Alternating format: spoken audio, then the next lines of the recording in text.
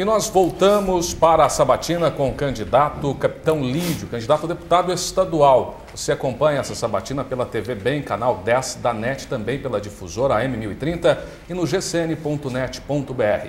Edson Arantes. Candidato, o senhor declarou em recente entrevista que acha Franca uma cidade segura e que isto é fruto da preocupação dos homens públicos que representam a cidade. Se os políticos francanos estão trabalhando adequadamente, por que então mudá-los? Nós sempre podemos mudar e para melhor. Essa, pelo menos, deveria ser a nossa visão. A questão da segurança pública, ela não passa e não é só responsabilidade dos órgãos de segurança, mas é fruto de um contexto. É questão de educação, é questão de cidadania. Então, eu não digo que a nossa missão está cumprida, muito pelo contrário. Qualquer tipo de delito que aconteça, que cause um impacto e causa, porque as pessoas acabam vivendo um regime de terror, ele tem que ser combatido. Agora, é importante nós dizermos que nem tudo envolvendo violência e questão de segurança pública é apenas atribuição das polícias. Então, é sobretudo participação da classe política. Nós temos que estar preocupados com o que está acontecendo nos bairros. Nós temos que dar opção de lazer para essa molecada. Não é possível que os jovens fiquem nas ruas sem ter aonde ir. Não é possível que nos dias de calor os jovens fiquem confinados nos bairros da cidade. Nós temos que dar opção de lazer. Não adianta se você é sócio de um clube. A maioria das pessoas não é. É para essas pessoas que nós temos que buscar uma solução. É as pessoas que estão lá nos bairros sofrendo com furto de botijão de gás. A violência está nisso. Às vezes nós estamos preocupados com A ou com B ou com C. A polícia justa é aquela que dá uma assistência a toda a comunidade. A pergunta é, nós estamos dando uma assistência para todo mundo de maneira igual? Não sei. Mas, candidato, o senhor que cabe responder, o senhor é um profundo conhecedor da polícia. O senhor acha que está dando... Pretenso conhecedor. Não, acho que não. Acho que não, nós podemos fazer mais. Nós temos que fazer mais. Então, Franca é segura ou não é segura para o senhor? Ela é segura, mas poderia ser melhor. Comparativamente com outros lugares, eu tenho o prazer de dizer que trabalhei em algumas cidades importantes do estado de São Paulo, como Campinas, como Piracicaba. Não trabalhei em Araraquara. E eu não vi lá, e isso eu estou absolutamente tranquilo para dizer. Eu não vi o envolvimento da imprensa, como vocês têm aqui. Eu não vi o envolvimento, inclusive, da classe política, como nós vemos aqui. Eu não vi o envolvimento dos próprios homens públicos, como nós vemos aqui. Então isso me faz acreditar que Franca, ainda que não esteja numa situação ideal, está muito melhor do que em muitos lugares. Mas existe um longo caminho a percorrer. O senhor deixaria seus filhos saírem à noite em Franca sem se preocupar? Nenhum pai deve deixar sair os seus filhos em nenhuma cidade sem preocupação. Não existe mais isso. Porque hoje a ameaça ela não vem dos bairros de periferia, ela não vem da cor das pessoas ou da maneira como elas estão se vestindo. Hoje a quebra de paradigmas, de valores de família, ela é verificada dos amigos. Então não importa se na classe A, na classe B, na classe C. É que nós rotulamos, nós achamos que a violência ela está em alguns guetos dessa cidade, mas não está. A questão de drogas é a amizade. Isso já está provado. As pessoas, estudantes, amigos, eles usam os seus outros amigos para fazer o uso pela primeira vez. Candidato, o senhor foi um dos maiores apoiadores do PROERD, o Programa da Polícia Militar do Estado, que pretende diminuir o uso de drogas entre os menores de idade. O senhor acredita na eficácia desse tipo de iniciativa? Eu acredito em qualquer eficácia. Eu acredito em qualquer iniciativa, não em qualquer eficácia. Em qualquer iniciativa. O PROERD é uma tentativa que a Polícia Militar colocou à disposição da comunidade, é um pedido, é um anseio. A exemplo do que acontece em outros países, sobretudo nos Estados Unidos. Eu vi o exemplo do DARE, que é o programa PROERD lá nos Estados Unidos. Então, ao contrário da corrente da Europa, que é adotada pelo governo federal, que é a questão da redução de danos, ou seja, não precisa evitar que os jovens iniciem sua vida sexual cedo. Isso não é uma preocupação. Vamos dar camisinha para eles. Né? Quer dizer, quebra de valores. Nós temos que defender família. Não é normal que as pessoas fumem maconha. Não é normal que as pessoas se embriaguem, jovens se embriaguem. Nós estamos comprometendo nosso futuro. Agora, se vocês querem que eu venha aqui e diga que é normal, não é normal. E a polícia militar ela sempre se coloca como um parceiro confiável. Mas não espere que a polícia seja parceira e achar que é normal fumar maconha, porque não é. Mas o senhor citou o exemplo americano. Aí cabe lembrar também que nos Estados Unidos as punições são duras, severas, inclusive para menores de idade. Lá não tem conversa. Transgrediu a lei, vai para cadeia. Dirigiu embriagado, vai para cadeia. Matou alguém, na maioria dos estados, é condenado à morte. São valores que o senhor compactua? Num país como o nosso, onde as pessoas são divididas e valem pelo que têm, acho pouco provável que leis duras fossem alcançar determinadas fatias da população. Nós temos visto exemplos próximos a nós e que isso não acontece. Eu tenho medo de que a lei seja usada apenas para os pequenos. Mas aí não é um contrassenso? De novo, a gente volta naquela questão que falamos no bloco anterior.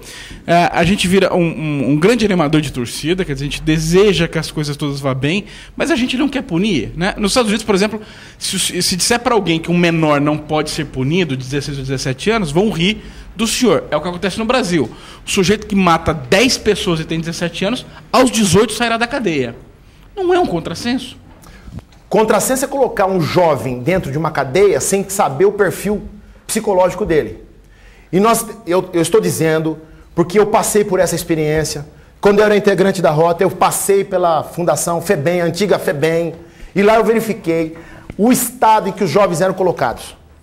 Menores colocados com maiores, sofriam violência sexual, porque eles disseram, eram explorados por funcionários da FEBEM, sofriam violência, não tinham chuveiro. Mas eles não estão lá, e eu não defendo essa punição, não é isso que está. Mas eles não estão lá porque estavam empinando pipa na rua, eles estão lá porque mataram alguém muitas vezes. Como é que fica essa questão, candidato? É verdade. Eles estão lá porque mataram alguém, porque sofreram violência também. Cada rebelião da FEBEM tinha uma razão que não vinha de fora só. Era, sobretudo, razões internas. A explosão de algumas rebeliões dentro das FEBEMs estava sempre vinculada a maus tratos. Mas aí nós temos que procurar o pecado original e voltar Adão e Eva. Não, porque se tudo tem uma justificativa anterior... Não existe justificativa para a violência. Não pode haver justificativa para a violência. O que nós temos que fazer é minimizar. Agora, eu posso dizer para você, eu já fui um adepto de que bandido bom era bandido morto. Hoje eu não sou mais. Porque nós temos que recuperar. Porque sempre a corda vai estourar do lado mais fraco. As famílias hoje que têm menos laços afetivos são as mais sujeitas à violência e eles normalmente estão localizados nas camadas mais pobres da população. O senhor acha que alguém, que, como no caso em que envolve a mãe do filho do goleiro Bruno, ninguém sabe ainda quem foi o autor, mas eu acho que alguém que pega uma mulher junto com o seu filho, mata na pancada, desossa, dá para um cachorro comer, é recuperável? Eu acho que em determinados casos não. É por isso que eu digo, às vezes a pessoa ela é portadora de uma psicopatia. Mas eu não rotulo uma pessoa, você está falando de um caso, de uma situação. Mas muito provavelmente, e a lei prevê isso, se o ato que foi praticado por quem praticou, se for identificado nele que ele é um psicopata, até a aplicação da pena para ele será diferente do que um cidadão comum, do que um cidadão tido como, entre aspas, normal. Candidato, em outubro de 1992, a rebelião dos presidiários do pavilhão 9 da Casa de Detenção do Carandiru foi reprimida pela invasão das tropas de choque da Polícia Militar, resultando na morte de 111 pessoas. O senhor fez parte da equipe policial que esteve no local.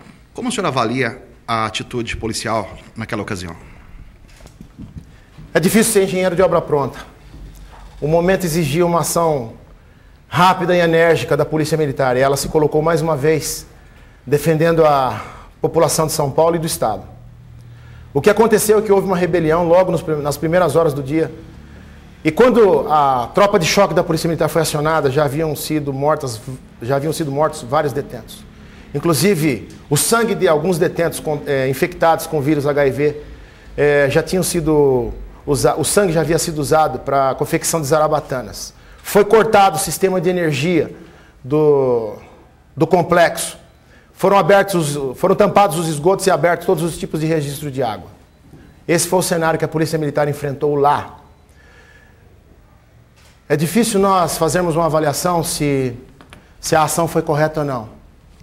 O que eu sei é que talvez graças a episódios como esse, a Polícia Militar saiu com novos conceitos, que o complexo do Carandiru foi desativado. E se o preço que nós temos que pagar é o preço da imagem, nós estamos dispostos a pagar. Aconteceu e respondemos por isso. Se o senhor fosse o governador do estado, o senhor teria dado a ordem para invadir? Se eu fosse incompetente, sim. Se eu fosse incompetente, sim. Porque muitos presos... Se o capitão Lídio fosse o governador, a ordem dele seria invade ou não invade? Porque ele é o comandante em chefe. Hoje, com o conhecimento que eu tenho, não. Hoje, com o conhecimento que eu tenho, não. Mas eu não posso julgar algo que já está feito, já entrou para a história. Eu sei que fatos como o Carandiru, como Favela Naval, mudaram os rumos da Polícia Militar. E hoje ela é uma polícia cidadã. E nós não vamos mudar esse rumo, embora ou ainda que alguns queiram, oportunamente.